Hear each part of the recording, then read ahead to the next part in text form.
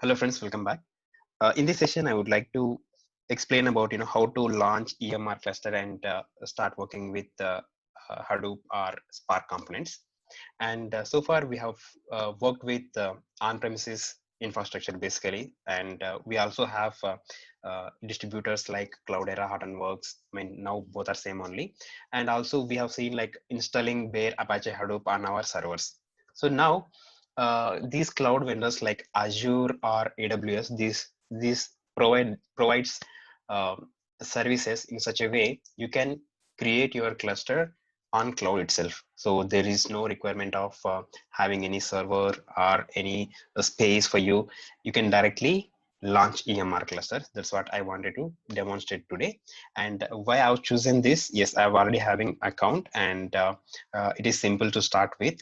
And before to that, I just wanted to give you the introduction about few terminologies. We go with EC2 actually. So EC2 is nothing but it's an instance. It means you need a machine to run all your components, right? Like software components like Hive, Pig, Apache Spark. So these components you wanted to run it somewhere. So for that, they will require to launch EC2 instance. So EC2 stands for Elastic Compute Cloud, which means based on your data size, based on your requirements, automatically the size will be scaled up.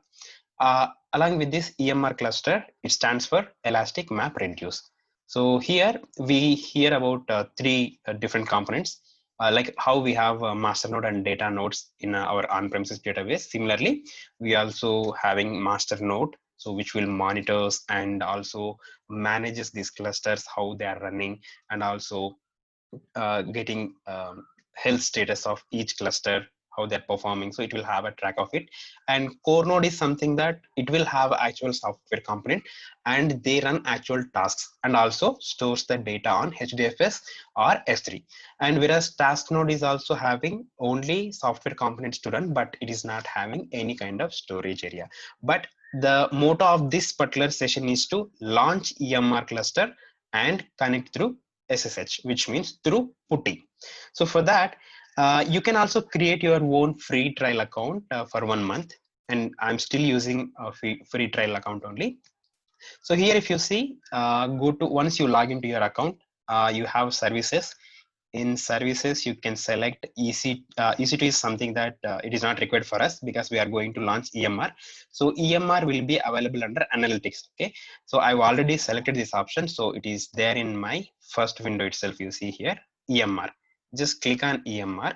So we are going to launch the cluster, which means we are going to set up the cluster like how we do on premises. Now we are going to create a cluster on cloud.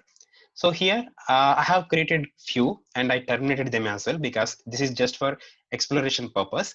And now I'm going to create a new cluster. To create a new cluster, just click on this button, create cluster. Okay, create your cluster and provide some name. I will give demo KP cluster. Okay, and this is S3 folder where all the log will be written. And you see launch mode. We have two different types of launch modes. One is cluster, other one is step execution. So when you choose this step execution, you can instruct certain steps to execute some application. Once that application gets executed and completed, automatically cluster will get terminated. So that is the option. Whereas cluster is for long running applications. For now, let me go with this option only, long running cluster. And as soon as I complete this demonstration, I will terminate manually. Okay. And if you choose the next one, software configuration, releases, you will have so many, but automatically it picked up this 5.3. You can also select EMR 6.0, but I go with this. So what are all the options that you will get? You see here applications. You can get Hive, Hue and Mahout and also Tej. And I would go with Spark because I wanted to launch EMR cluster and then see whether I can launch the Spark application or not. I mean Spark console. So I wanted to test that. So I've selected this Spark. So in this Spark, what I will get? Spark on Hadoop with ARN also and GP line. So I'll just concentrate on Spark. Now, if you look at the hardware configuration, it is just nothing that your node size, something like that. So it is automatically created M5 X large. And here, if you see a number of instances, 3, I don't want 3, I'll just keep it for 2. Depends on your data load, you can choose this. But for now, I just chosen 2 only. One is master and other one is core nodes. All right. And you can check this option to scale up and scale down based on your workload. Okay. For now, I'll just skip it.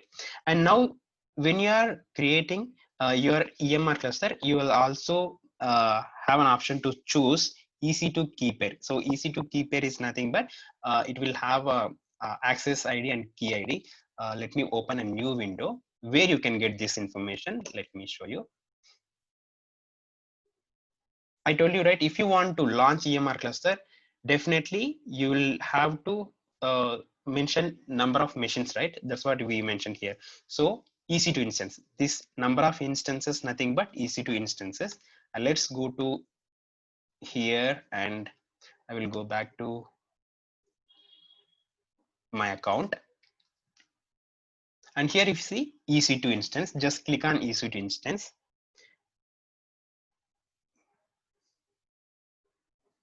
And here, if you see at the left hand side, here running instances 0, everything 0, and key pairs I've generated 1. So key pair, you can just click on this key pair just for kind of authentication, if you say, and you can create a new key pair. And when you click this option, you can provide some name and choose this PPK option, so which is for putty, and you can download it and then save it in your local machine. So that's what I'm going to select here. So I've chosen already one key pair and the name is Kulayappa and it is available in my local machine. So this is kind of a security to access when you are connecting from SSH.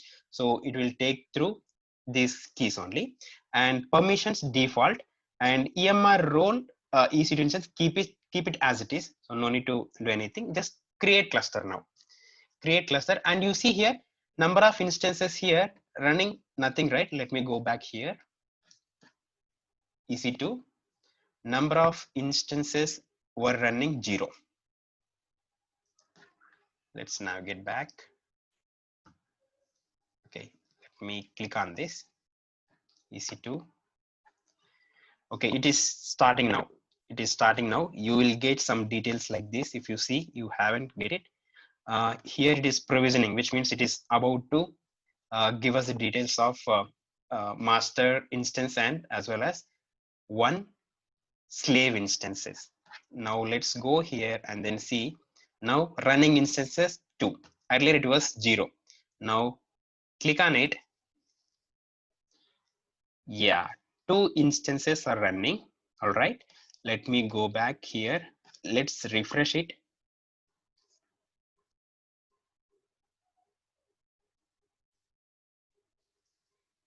Okay. All right, now you can connect to the master node using SSH. This option is enabled for you. And let me see other properties also. Yeah, still it is bootstrapping.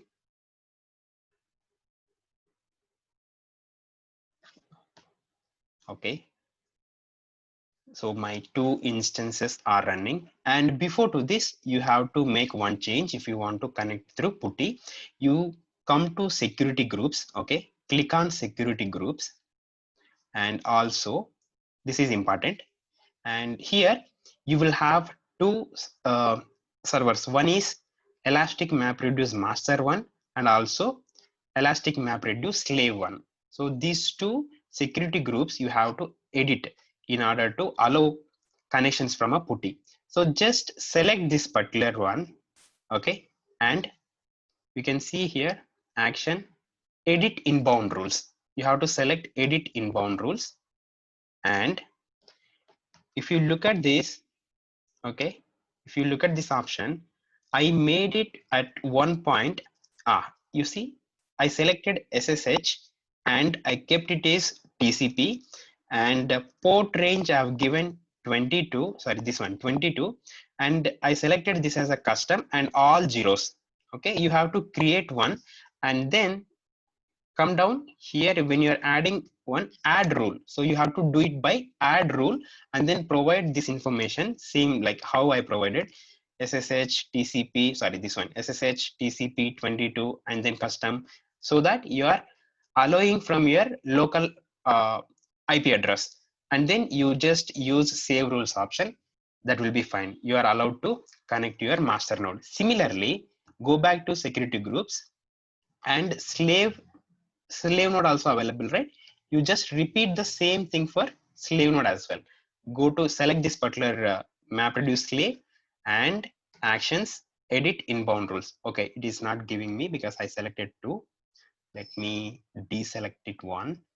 And now, yes, edit inbound rules. So same way you do it, how we have done it for master. Now let's go back and then refresh it. You will be able to see those security group details. I'll let you know. Okay, so now you see here security groups for master is this one. That's what it ends with 065 and this is 520 is slave, right? If you go here, you will find that. That's what 065 and slave one is 520. So I've already said this. Now let's go back. Let's go back. Here you click on enable an SSH connection. Okay, here enable an SSH connection, you will get details like this, how to connect. Okay, so now in the first place, you see here Hadoop, you just open, you install PuTTY also, guys. Let's install this PuTTY, and what you have to do is, just select this one, copy this, copy it, and place it in the first place.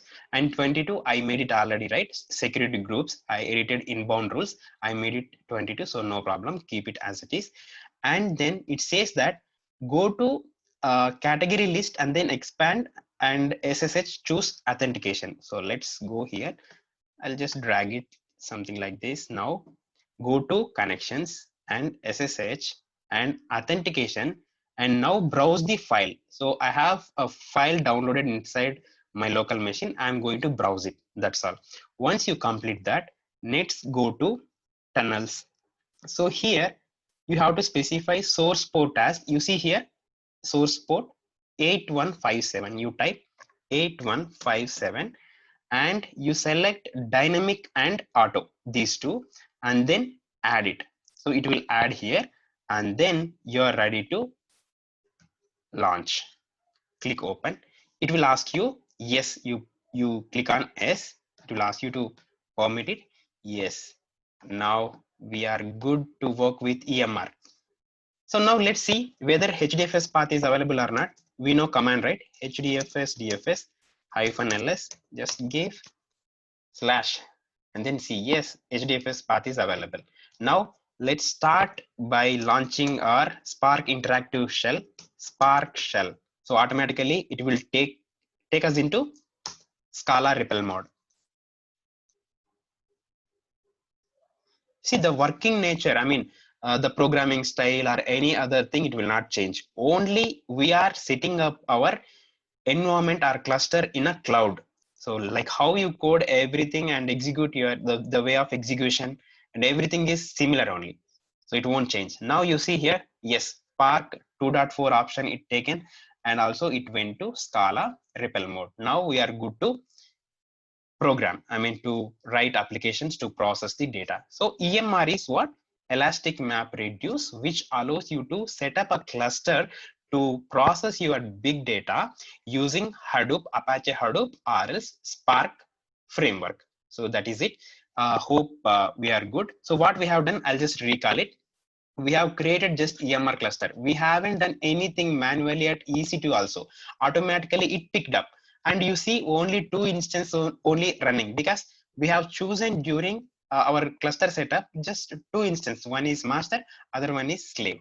And the important thing that we have to make is we have to edit security groups in order to connect from our local machine. So when you are connecting from local machine, so when you are creating this one, automatically it detects the your local IP address and allow you to connect.